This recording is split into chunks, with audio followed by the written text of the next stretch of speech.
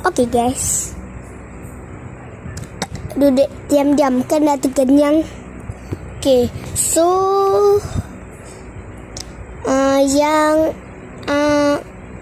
YouTuber yang ke-1 tu kan, aku nak buat part kedua.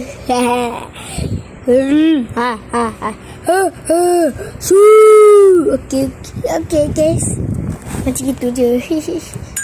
Okay, bye bye. Kuek.